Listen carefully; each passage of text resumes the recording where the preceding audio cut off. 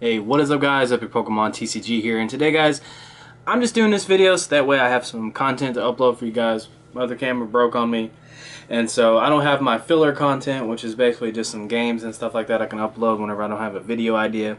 But this deck profile is going to be my first place deck from the current, or the most recent, league challenge that I went to.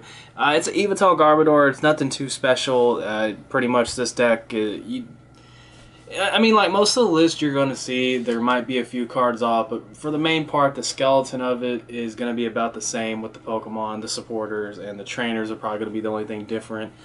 Sometimes people will text stuff in for what they think might be popular, or just some type of, I don't know, concept to it. But my list isn't anything too special. We're going to go ahead and get into it here, guys. 3 Yveltal EX. Yveltal has Evo Ball, 20, and then 20 more for each energy attached to both defending Pokemon. And so that's actually pretty awesome. It does a ton of damage, and quite frankly, it's very easy to get Yveltal set up, and it's just a very strong attacker. And then it has Y-Cycle, and this is a very good way for you to conserve energy. It does 90, and then you move an energy attached to Yveltal to one of your bench Pokemon. And so if you have a feeling like Yveltal's going to go down, or something bad's going to happen to it, or you just want to kind of get rid of the energy or something like that, put it on something else, Y-Cycle is just a very good way to go. And with a Fighting Fury Belt, it does 100 damage, which extremely softens up a lot of Pokemon. Yveltal can just do so much damage so fast, and that's why it's amazing.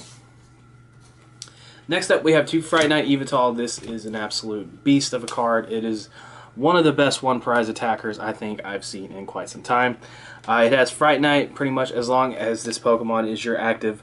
Each Pokemon tool card in play has no effects, so this is going to be negating the effects of Spirit Links. It's going to be negating the effects of Fighting Fury Belt, which is very clutch. It's going to be negating Flowstone, and just depending on whatever else comes out in the future, like Poison Barb, I think that's one of the new cards from Sun and Moon.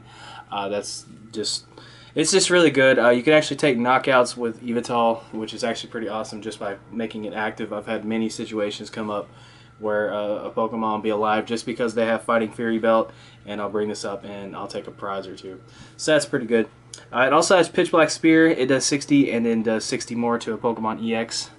And so yeah, this is just all around a very good, strong attacker and can really help you soften up some Pokemon. And in all honesty, if an Yveltal goes down, you Y-Cycle into this, that is still pretty much a very strong secondary attacker. When you think about it, you're doing 120 a turn if your Pokemon, or if your opponent's just playing full EXs, and you have the potential to, if they can't get rid of the Shaymin, you can 60 a Shaymin, and the next turn 60 the Shaymin again and take a prize. And it's just a very good card. Something I do want to note is that Sun and Moon was not legal yet, and so there's not any Sun and Moon cards in here. But next up is the 2-2 Garbodor. Garbodor is a very, very good card right now just because Garbotoxin, you guys know what it does, it just negates abilities as long as there's a tool attached to Garbodor.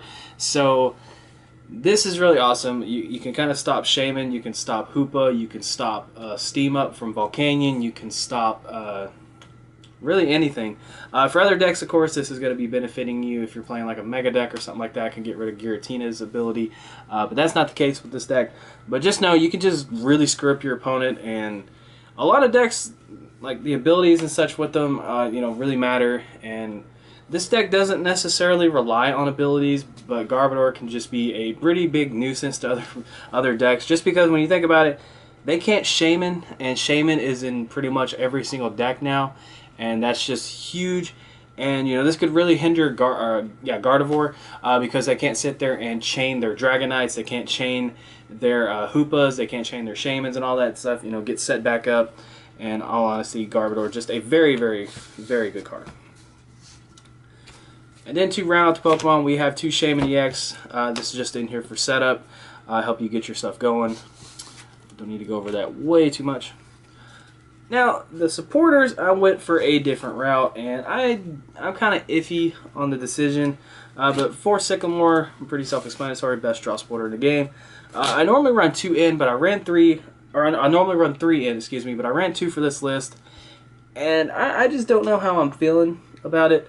I'm pretty much kind of set in my ways as far as how I build decks, because that's just what I'm comfortable with. But I actually swapped out 1 in for a Delinquent. Now, Delinquent is very situational, but it can be good.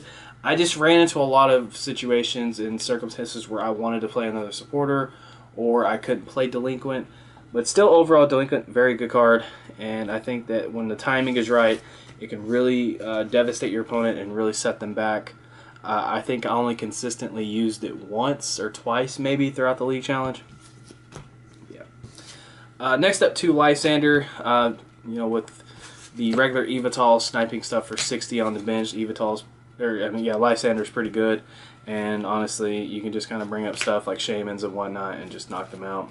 Lysander is a clutch card. Also, it can help you stall if you might need to just bring up something and pass and hope your opponent does have a switching card or something like that.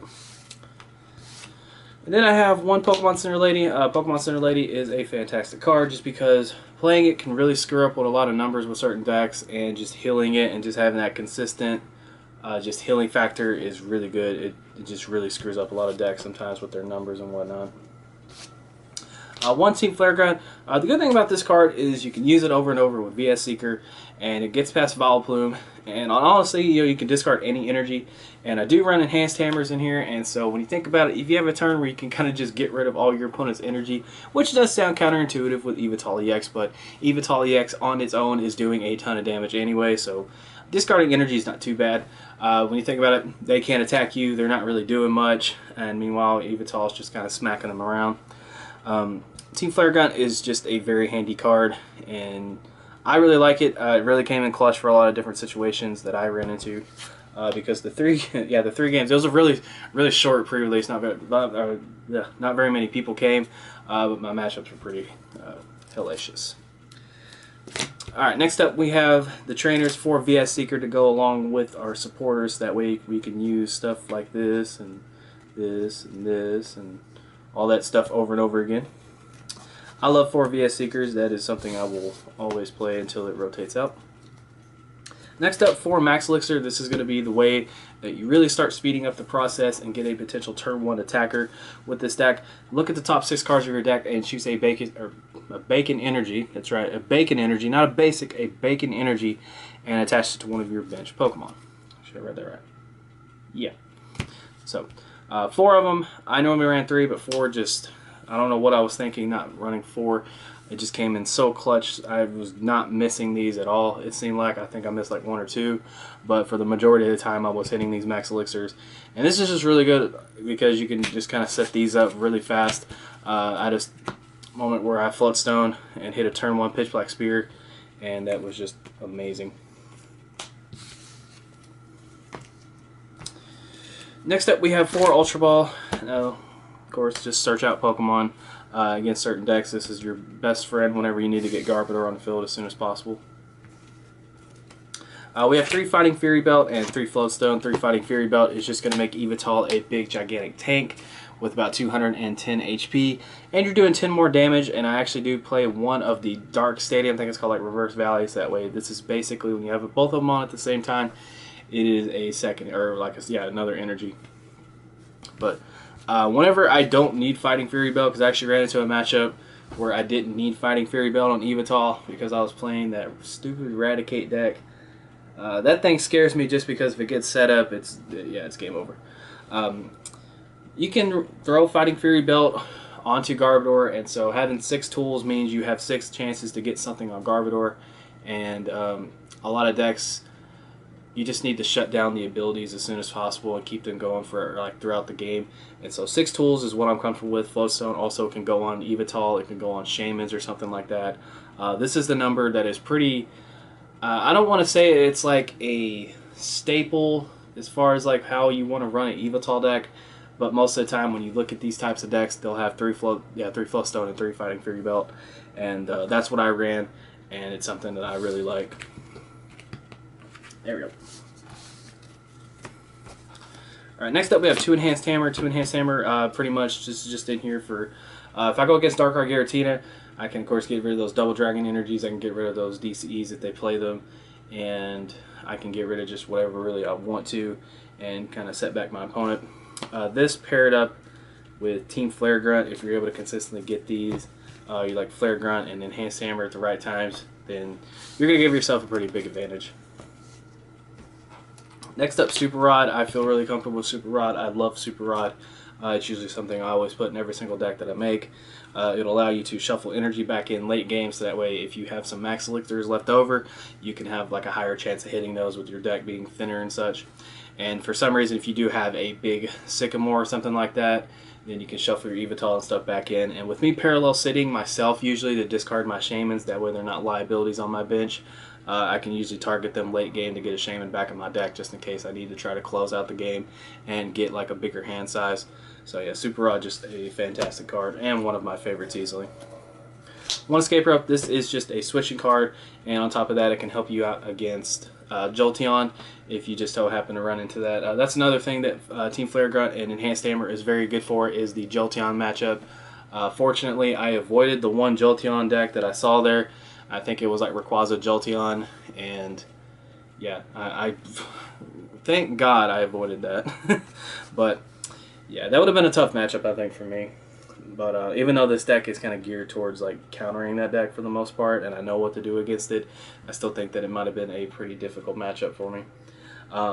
Just because of the speed of those decks sometimes. But Escape Rope can get that Jolteon onto the bench and just get it out of there, or it could just be a switching card. Or if your opponent is trying to stall and they bring up something that they don't necessarily care too much about, you can Escape Rope. Escape Rope just comes in and clutch a lot of different situations that you might run into. And if you're not expecting it, I think everyone's been on the receiving end of that crap you played Escape Rope moment. So, yeah. Next up, we have 2 Parallel City and 1 Reverse Valley. The Reverse Valley, I kind of went over this, is mostly a counter stadium, and when you have Fighting Fury Belt and you have Yveltal EX active, that is basically having another energy. And that's just something I like. It's personal. It's like a personal preference. I just really enjoy having this card in my deck, just that 10 extra damage throughout my, I guess, like since playing Yveltal, whenever Reverse Valley kind of like, I guess, got more popular. It's just something I became comfortable with, something I liked having. Just that 10 extra damage, for some reason, I just really enjoy it. The Parallel City, this can come in use for like multiple reasons, one of which is discarding your own Shaymins. This can also lower your opponent's bench size if you're playing against something like Rayquaza or something like Gardevoir. And this kind of pairs up too with the Delinquent. You can play this on your opponent, make them like discard stuff off their bench, and then you can Delinquent and get it off your field, and you can even like Parallel City yourself, get rid of your Shaymins, and then Delinquent. I mean, it's just really whatever. Parallel City is just a really good card, and also you can throw it around the other way against Volcanion, and if you're playing Garbodor and you're playing Fighting Fury Belts and stuff on your Yveltal, that can make the Volcanion deck have a lot of trouble knocking you out, especially if you start using Pokemon Center Lady. That's something I found out. It's just they have a really hard time knocking you out. And for the energy, nothing too special. We just got 9 Dark Energy. And then we have 4 DCE. And you guys already know what this is for, just to power up your Yveltals and such. Yeah, my 3 matchups were Darkrai Giratina, and then I played against a Raticate, and then I played a Mirror match. And I have played this deck quite a lot over my time of playing Pokemon in just different formats and such. But yeah, this is just a deck that I'm really comfortable in. This is a list that I was very comfortable with, and yeah, I think it did all right. The only thing I'd probably change out of it is just I don't like having that card that I have to rely on having a certain situation where it comes up and actually becomes useful, and that's Delinquent. Delinquent was very handy at some points, but I don't know. I would just rather probably have the 3rd in, or maybe Lily whenever that comes out and becomes legal, or whatever it becomes legal. I shouldn't say before it comes out, because I'm looking at one right now. But yeah, that's just my take on it. I thought this deck did fairly well, and I 3-0'd.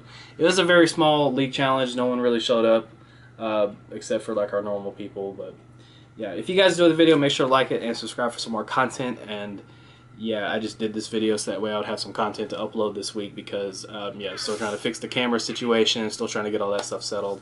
But you guys are all awesome. Thank you so much. And this is Epic Pokemon TCG signing out. Take care, guys. Catch 'em all.